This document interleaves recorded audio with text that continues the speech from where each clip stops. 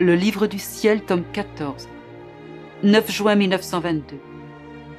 Jésus veut trouver son repos dans l'âme. Quand j'étais dans mon état habituel, mon toujours aimable Jésus venait fréquemment. Cette fois, en arrivant, il posa sa tête contre la mienne et il me dit : « Ma fille, j'ai besoin de repos. L'intelligence incréée désire se reposer dans l'intelligence créée. Mais pour connaître un repos complet dans ton intelligence, elle doit y trouver toute la gloire et tout le contentement que toutes les autres intelligences me doivent. Voilà pourquoi je veux augmenter tes capacités. Et je ne serai pas content tant que ma volonté n'aura pas placé en toi tout ce que les autres devraient me donner. » Alors il souffla sur mon intelligence. Par des traits de lumière, elle devint reliée à tous les esprits émergés des mains du Créateur. Chaque trait disait « Gloire, adoration, honneur, amour, reconnaissance à notre Dieu 3 fois saint. » Puis Jésus me dit : « Ah oui, maintenant je puis trouver le repos dans ton intelligence parce que j'y reçois la reconnaissance et la réciprocité de l'intelligence créée.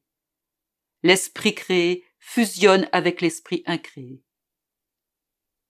Ensuite il appuya sa tête sur mon cœur et il sembla qu'il n'y trouvait pas un repos complet. Il poursuivit en plaçant sa bouche sur mon cœur et en y exhalant. À chacune de ses respirations, mon cœur se dilatait. Il dit : « Ma fille, je suis déterminé à trouver le repos. Et je veux respirer dans ton cœur afin de placer en lui tout l'amour que le reste de la création me doit.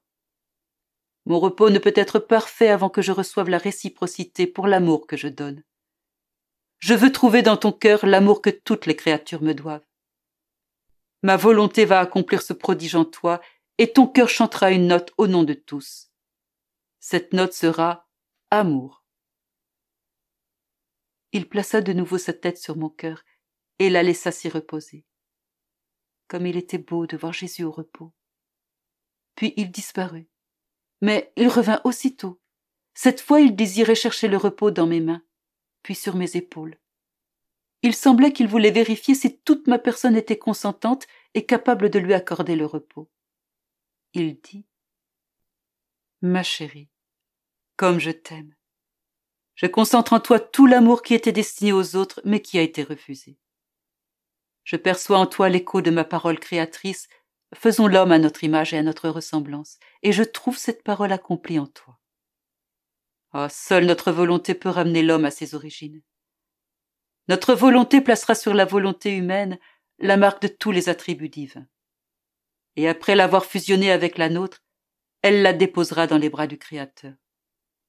Cette volonté humaine ne sera plus déformée par la culpabilité comme auparavant, mais elle sera redevenue pure, belle et à la ressemblance de son Créateur. Je veux que tu reçoives dans ta volonté l'empreinte de ma volonté, afin que ni le ciel ni la terre ne puissent percevoir une volonté agissant en toi autre que la divine volonté. Ils se sentiront submergés par cette divine volonté en toi. Dispose-toi donc à tout accepter de moi et reste-moi fidèle. » Plus tard, Jésus revint tout triste, et il me dit : « Je suis peiné quand les créatures pensent que je suis sévère et que je désire exercer la justice plus que la miséricorde. Ils s'attendent à être punis par moi pour la moindre faute. Oh, comme cela m'attriste, puisque cela les porte à se tenir loin de moi. Et ceux qui se tiennent à distance de moi ne peuvent recevoir toute l'infusion de mon amour. Ce sont plutôt eux qui ne m'aiment pas. Ils me croient sévère et presque effrayant. S'ils jetaient seulement un regard sur ma vie, ils verraient que je n'ai exercé qu'un seul acte de justice.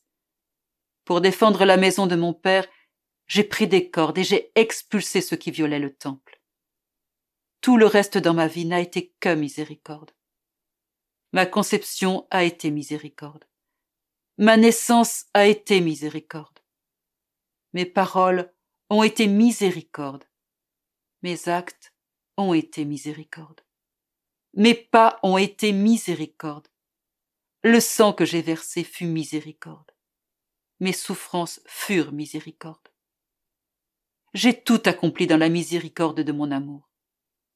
Pourtant, beaucoup me craignent, alors qu'ils devraient se craindre eux-mêmes, beaucoup plus que moi.